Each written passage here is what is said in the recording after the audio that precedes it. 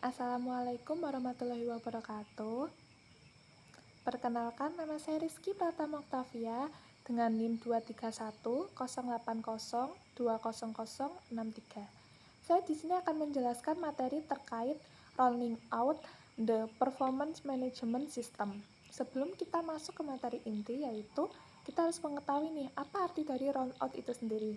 Nah, roll out itu berarti peluncuran dan implementasi sistem baik baru maupun hasil revisian atau perbaikan.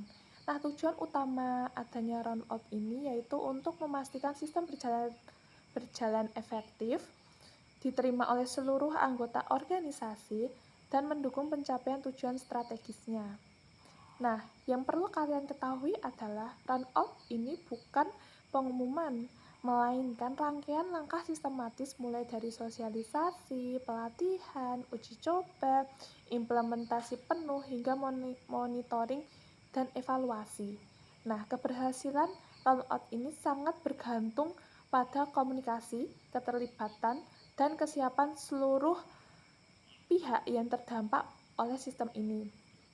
Kemudian ada communication plan. Nah, communication plan ini atau rencana komunikasi bertujuan untuk memastikan seluruh anggota organisasi memahami dan menerima sistem manajemen kinerja.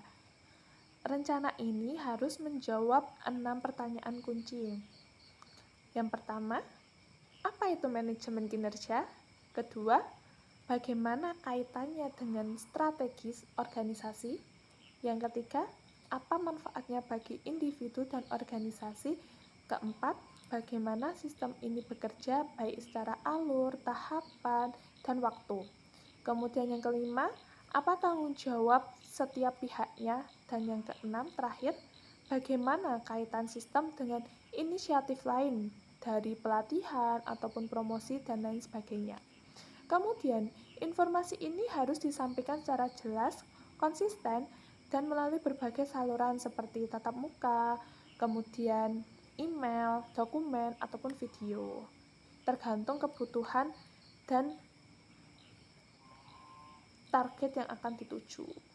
Kemudian, selain communication plan, adapun dealing with cognitive bias and resistance. Nah, pegawai tidak selalu menerima informasi secara objektif karena adanya bias kognitif dan resistensi terhadap perubahan. Adapun 3 bias utama antara lain. Yang pertama, ada selective exposure.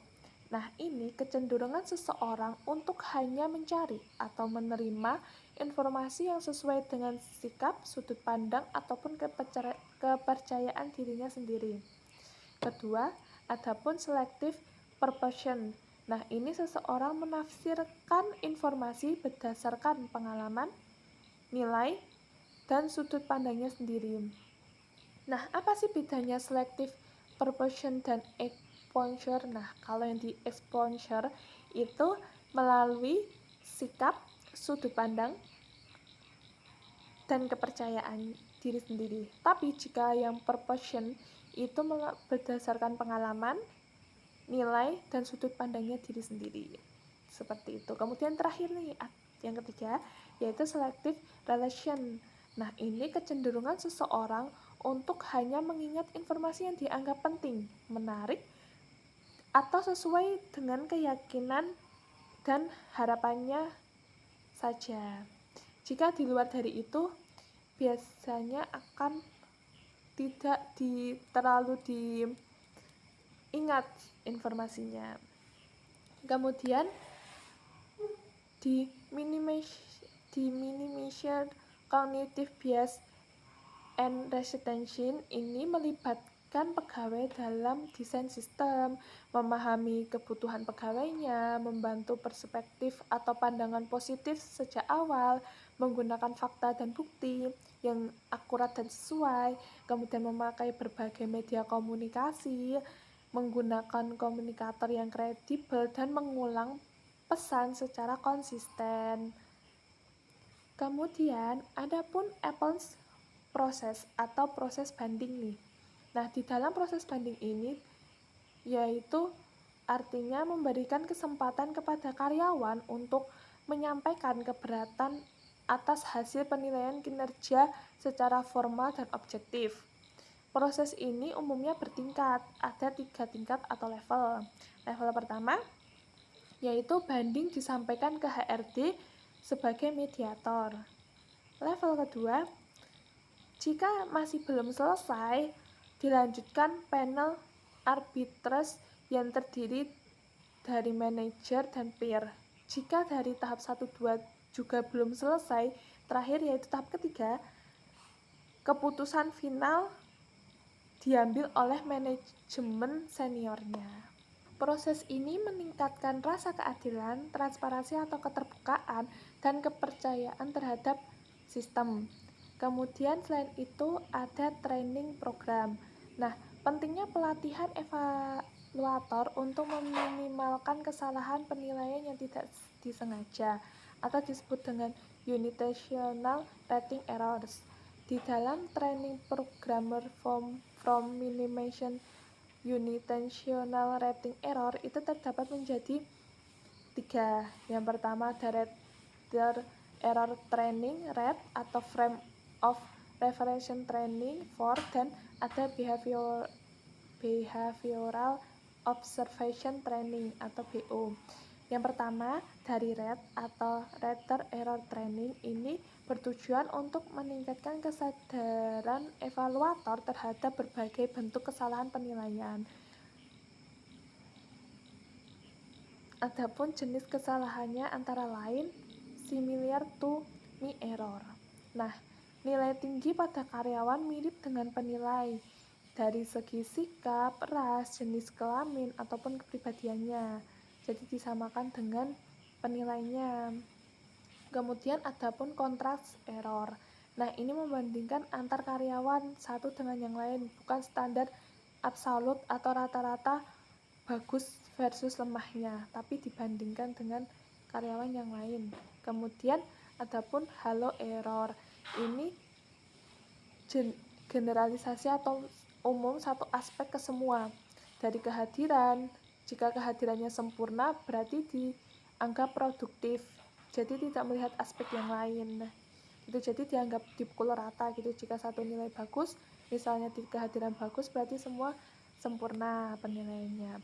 Habis itu ada primation error. Nah, bobot lebih besar pada insiden akhir periode. Jadi pas penilaian terakhir, periode terakhir itu nanti bobotnya bisa lebih besar. Tapi kalau yang bedanya dengan recency error, itu bobot lebih besar pada insiden awal periode penilaian. Jika yang di primation error itu di akhir, dan kalau di recency error itu di awal periode penilaiannya. Kemudian adapun negative citing error. Ini penilaian tekankan info negatif melebihi positif atau netral. Satu keluhan bisa ke over show sukses. Nah, kemudian ada first impression error. Nah, kesan awal dominan, abaikan info baru yang bertentangan, berbasis kemiripan. Jadi lebih fokus ke sikap karyawan yang awal tuh gimana. Jika baik, ya penilaiannya akan baik sampai akhir tanpa melihat di prosesnya itu tuh apakah masih baik seperti di awal ataupun tidak, seperti itu. Kemudian ada spillover error.